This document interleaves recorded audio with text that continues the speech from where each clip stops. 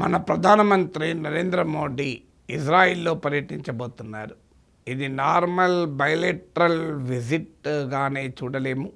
ఎందుకంటే India Israel మధ్య relationship Narendra Modi prime minister అయ్యాక అది ఆకాశమే హద్దులాగా పెరుగుతోంది.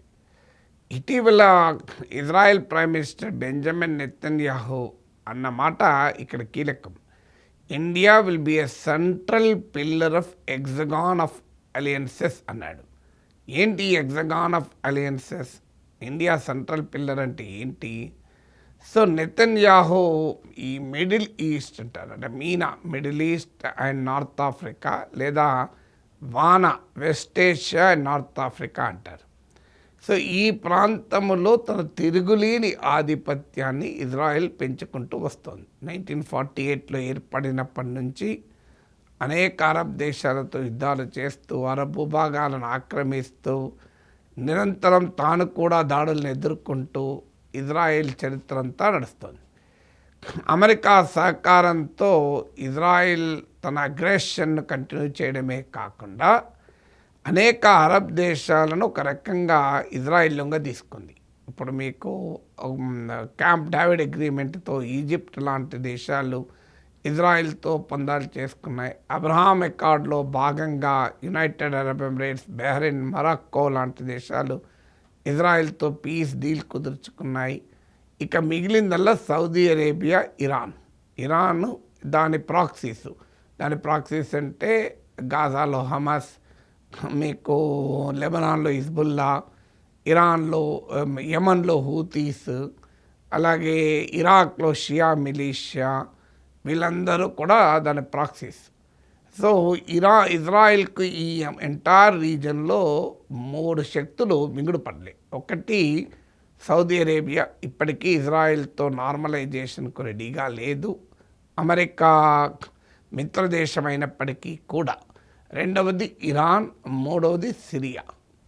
సో సిరియాలో బషర్ అల్ అసద్ ప్రభుత్వం పడిపోయాక సిరియాలో మార్పులు వచ్చాయి. అఫ్కోర్స్ సిరియాలో కొత్తగా ప్రెసిడెంట్ అయిన అల్ షరా కూడా ఇజ్రాయెల్తో రిలేషన్స్ సరిగా ఉన్న వ్యక్తి కాదు. ఆయన మాజీ అల్ ఖైదా ఫైటరు.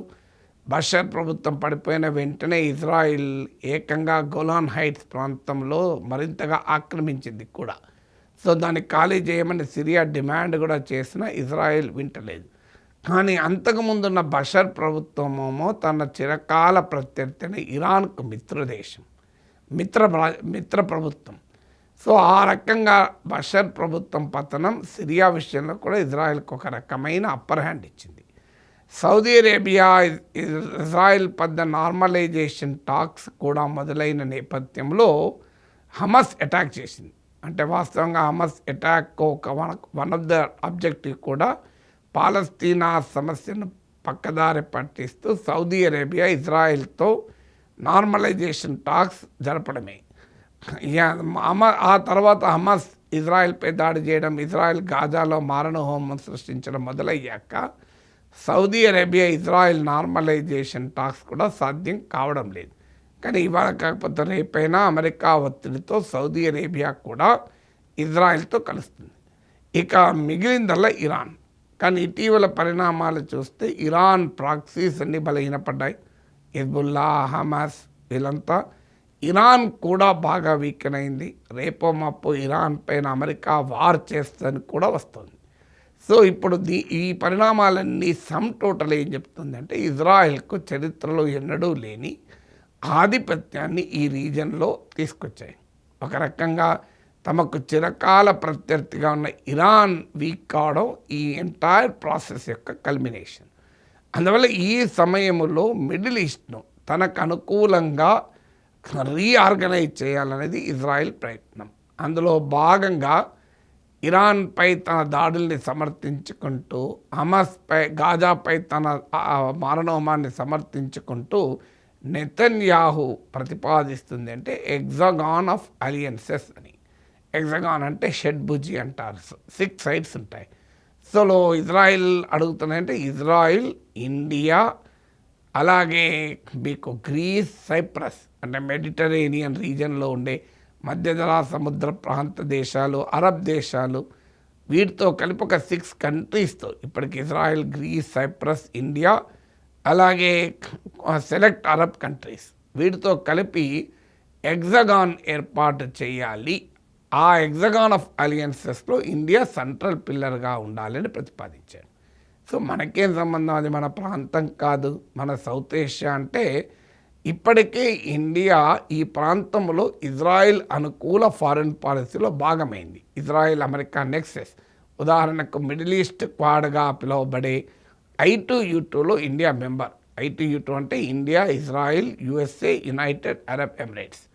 సో అందువల్ల ఆల్రెడీ I2U2లో మెంబరే కాకుండా ఇజ్రాయెల్ కలుపుకుంటూ India Middle East economic corridor IMECని అమెరికా సహాయంతో ఏర్పాటు చేయాలని భారత ప్రభుత్వం ప్రయత్నిస్తుంది. చైనా నాయకత్వంలోని బెల్ట్ అండ్ రోడ్ ఇనిషియేటివ్కు ప్యారలల్గా ఇండియా, ఇజ్రాయిల్ కీలకమైన పాత్రధారిగా ఉండే India Middle East economic corridor build చేస్తానికి ఇండియా ముందుకొచ్చింది. అందువల్ల ఇక్కడ India Middle East economic corridor అయినా I2U2 అయినా చాలా క్లియర్గా ఈ ప్రాంతంలో ఇండియా, మోడీ నాయకత్వంలో ఉన్న భారత ప్రభుత్వం ఇజ్రాయిల్ అమెరికా ఫారిన్ పాలసీతో ఎలైన్ అయింది. అది గమనించిన నెతన్యాహు ఇప్పుడు ఏకంగా హెక్సగాన్ ఆఫ్ అలియన్సెస్లో సెంట్రల్ పిల్లర్గా ఉండమని కోరుతున్నాడు. సహజంగానే మన ప్రధానమంత్రి అంతర్జాతీయ నాయకత్వాన్ని చేపడుతున్నాడని బీజేపీ ఇక్కడ ప్రచారం చేస్తూ ఉంటుంది. ఉక్రెయిన్ వార్ ఆపాడు ఇలా చెప్తూ ఉంటారు. సో అందువల్ల ఇలాంటి దానికి బహుశా మోడీ ఆసక్తి చూపుతాడన్నది ఇజ్రాయెల్ ఆలోచన కావచ్చు. సో మనము ఈ హెక్సగాన్ ఆఫ్ అలియన్సెస్లో భారత్ చేరుతుందా లేదా ఇంకా తెలియదు. కానీ చేరితే మాత్రం చాలా ప్రమాదాలు అనివార్యం. ఒకటి, ఈ ప్రాంతంలో ఇప్పటి వరకు ఇటీవల కాస్త టిల్ట్ డ్రిఫ్ట్ అయినప్పటికీ కూడా మనం ఒక స్ట్రాటజిక్ అటానమీని పాటించాం, వ్యూహాత్మక స్వయం ప్రతిపత్తిని. అటు ఇజ్రాయిల్తో సంబంధాలు మెరుగుపరచుకోవడం 90sలో మొదలైనప్పటికీ కూడా పాలస్తీనా కాజ్ను మనం వదిలిపెట్టలేదు. ఇరాన్తో కూడా ఫ్రెండ్లీ రిలేషన్ మెయింటైన్ చేస్తూ వచ్చాం. ఈవెన్ మోడీ ప్రభుత్వం కూడా అది ఇన్ ఎసెన్స్ ఇదే రకమైన ఫారిన్ పాలసీనే అనుసరిస్తూ వచ్చింది. ఇప్పుడు ఇజ్రాయిల్ నిర్మించదలుచుకున్న మిడిల్ ఈస్ట్ ఎకనామిక్ ఆర్డర్లో Middle East political order, Middle ఈస్ట్లో ఉన్న కొత్త ఆర్కిటెక్చర్లో భారత్ భాగస్వామి కావడం అంటే క్లియర్గా ఇజ్రాయెల్ ఇంట్రెస్ట్లకు మనం అలైన్ కావడం. ఇది మన స్ట్రాటజిక్ అటానమీని దెబ్బతీస్తుంది. అది మొదటి ప్రమాదం. రెండవది, మనకి ఇక్కడ స్ట్రాటజిక్ రీచ్ కూడా లేదు. ఇదేమీ మన ఇమ్మీడియట్ నైబర్హుడ్ కాదు. ఇప్పుడు అమెరికా నాయకత్వాన్ని క్వాడ్లో చేరామంటే దెర్ ఇస్ సమ్ లాజిక్ రైటారాంగా తర్వాత, ఎందుకంటే చైనాతో మనకు ఇబ్బందులు ఉన్నాయి. అమెరికా చైనాకు వ్యతిరేకంగా ఈ క్వాడ్ నిర్మిస్తోంది. స్ట్రాటజిక్ అటానమీ పోతున్నా కూడా అట్లీస్ట్ చైనాను నియంత్రించడానికి ఇది ఉపయోగపడుతుందన్న వాదనైనా ఉంది. ఇంకా అమెరికా, ఆస్ట్రేలియా, జపాన్తో కలిసి మనం క్వాడ్లో ఉన్నాం. కానీ ఇక్కడైతే ఈ ప్రాంతంలో మనకి ఏం సంబంధం, ఆ హెక్సగాన్తో మనం చేసేది ఏంటి, పోయేది ఏంటి? So we have very little or no strategic reach or strategic interest. పోనీ అదేది సౌత్ ఏషియా అన్నా, ఇండియన్ ఓషన్ రీజన్ అన్నా, మీకు సౌత్ చైనా సీ అన్నా, ఈ ప్రాంతం అంతా కూడా ఇండియాకు ఇంట్రెస్ట్ ఉన్న ప్రాంతాలు. సో ఇది ఇండియాకు ఎలాంటి సంబంధము లేదు. మనకున్న వ్యూహాత్మక ప్రయోజనాలు లేవు. ఇది రెండవది.